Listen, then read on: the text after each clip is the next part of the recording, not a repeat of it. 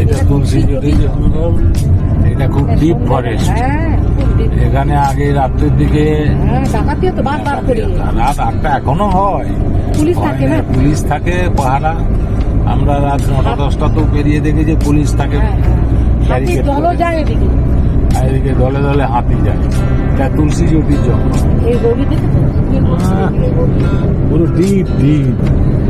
গাছ কত, শাল গাছে ভর্তি। মাওবাদী আমলে এগুলাতে সব আত্মগোপন করে থাকে এদিকে দেখো। জঙ্গলের ভিতরে। ওদিকেও তাই, পুরো একদম ভর্তি জঙ্গলে,